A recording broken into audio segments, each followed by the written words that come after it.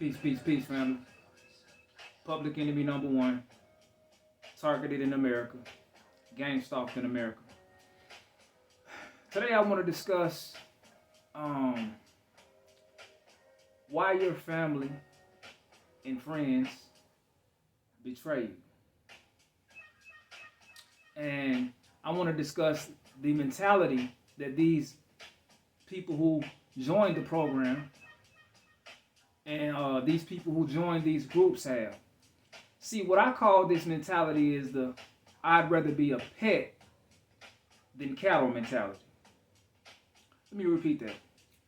I call this the I'd rather be a pet than cattle mentality.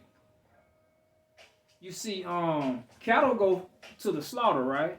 They get slaughtered. But the mindset that these gang stalkers have and the people that join these groups, like the usual suspects, the mentality that they have is, hey, shit, I'd rather be a pet. You dig what I'm saying? Like, I'd rather be beneath them. You know what I'm saying? Told to go fetch and go do whatever that they need me to do, as opposed to being slaughtered. You know, see, we're cattle, targeted individuals. See, we're a part of the cattle. The people who chose to betray you, they're considered the pets. Okay? Why I consider them a pet, right? If you look at this program that we're involved in, there is a lot of animals involved, right? Right? Like you have dog stalkers. I spoke yesterday in one of my videos about the birds and stuff that they have involved in these programs with the Central Intelligence users. I spoke on we just have it's just a lot of animals involved in this program. You dig what I'm saying? So, dogs are loyal.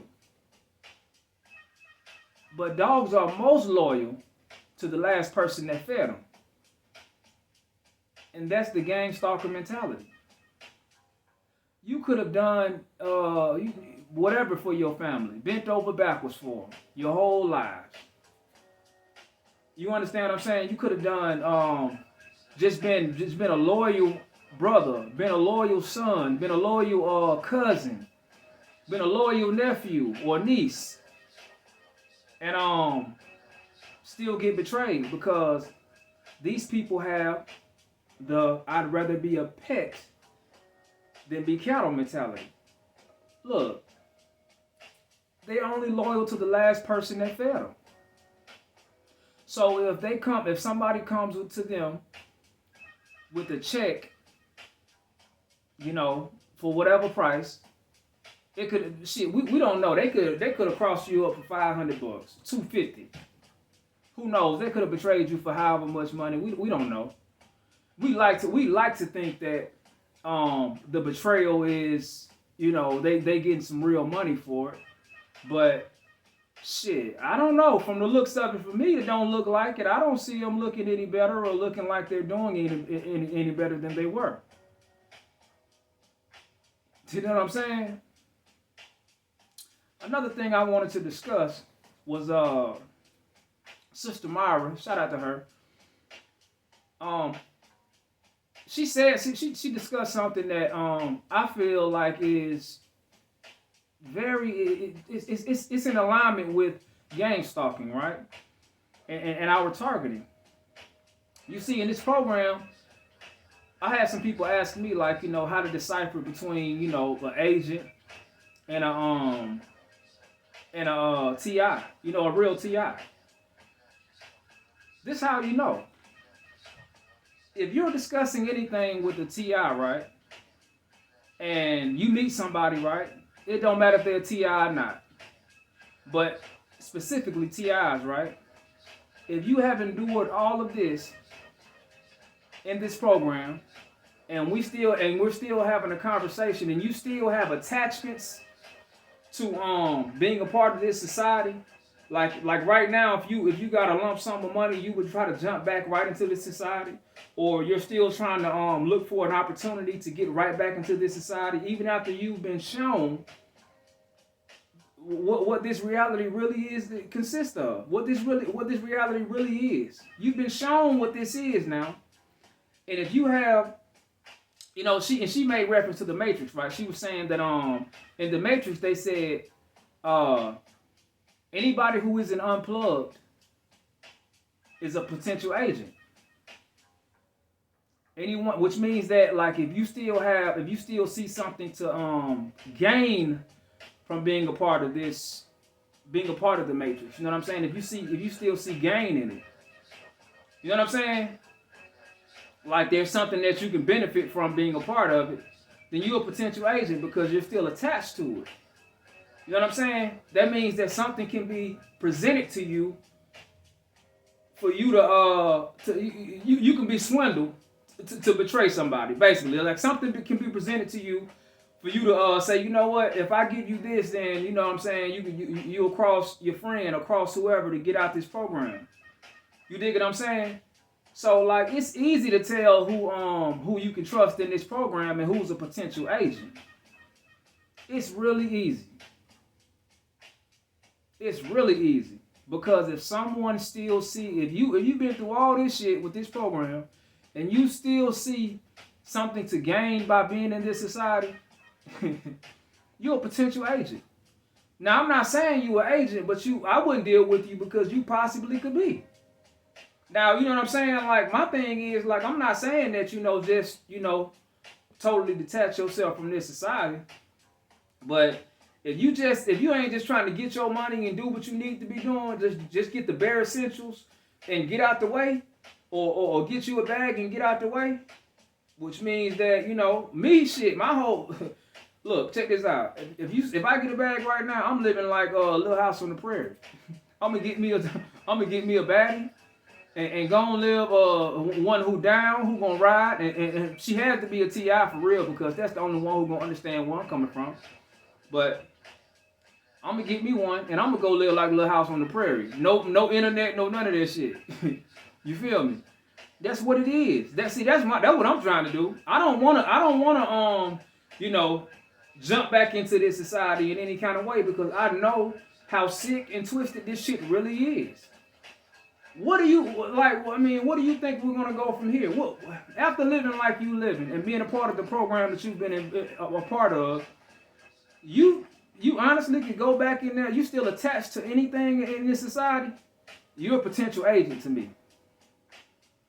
You're a potential agent to me, and I wouldn't want to deal with you. You know what I'm saying? Not saying that you're a bad person or anything is wrong with you, but it's just too much of a risk on my end for me to even deal with someone like that. You dig what I'm saying? And that's just my take on it. But going back to being a pet, that's the mentality that these gangstalkers have. I'd rather be a pet than be cattle. You understand what I'm saying? We are what we're doing, and how we think, how target individuals think, how we live, just our whole existence is going against the grain. These people would rather be a pet to the beast. You know what I'm saying? They would rather be a pet to the program just to survive. Like, okay, shit, look. I'd rather be a pet than don't do me like you doing them. You feel me? And I got this statement from I don't know if you guys ever seen the movie Blade 2, the sequel to it. When the guy betrayed Blade, right?